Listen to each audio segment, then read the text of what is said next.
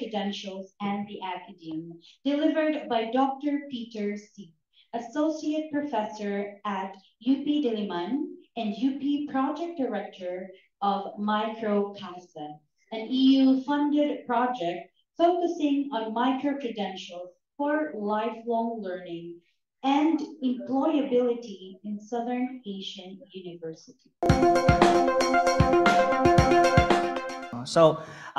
We pick AI for a specific use case. There are so many use cases for micro-credentials, but I pick AI partly for selfish reasons. The other is that there's really a big push for the university for AI and even for the national government. So you see a tremendous amount of resources being devoted on this endeavor and this initiative. So I also checked out the Southeast Asian countries. It seems like we are similarly situated, but they probably have more resources than us, no? Say Thailand and Malaysia, for instance, and even Indonesia for that matter. So why micro-credentials for AI?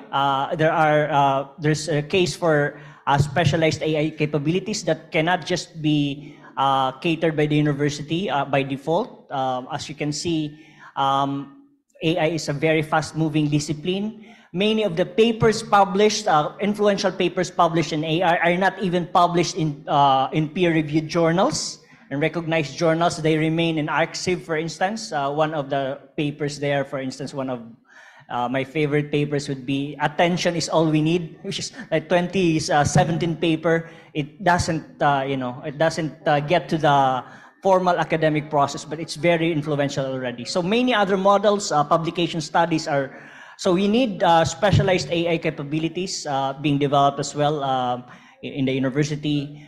Rapid skills acquisition, there's talking to industry, the frustration they express because there's not much uptake of people. For those who are always in constant, who are always in dialogue with industry, they'll tell you from behind public discourse, and that is basically 1 year of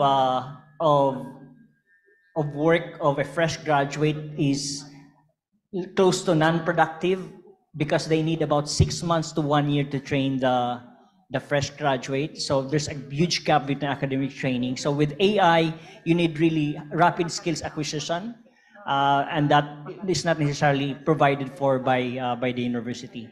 Flexibility and customization, as mentioned already earlier on, but this is a different kind of flexibility. It's hyper flexibility actually we're talking about. It's not just the usual flexibility that we also afford, we also train our college students for.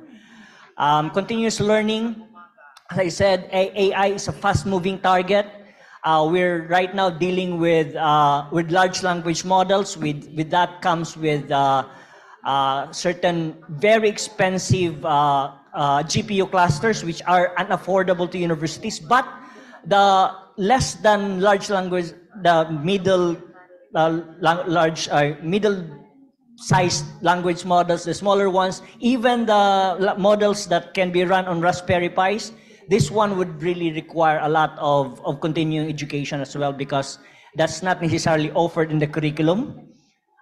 In AI security, for instance, when you want to guard your model, you cannot have a PhD in security who graduated 5 years ago and still be dealing with security for AI right now, because it's a different ball game altogether. You would want someone from the practice who are really already doing AI as opposed to from the university. As a matter of fact, the university is a bad place for that kind of sourcing of talent, no? If you want that kind of skill set.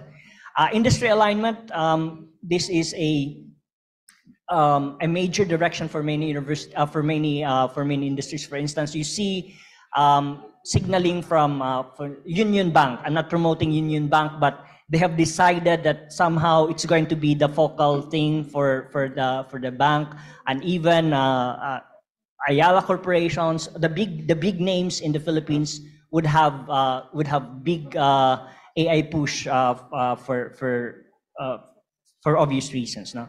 Recognition and credentialing. something that is not easily coming from the university. So you would want some mechanisms in parallel to the university. The last one is already taken up, so I will just push further.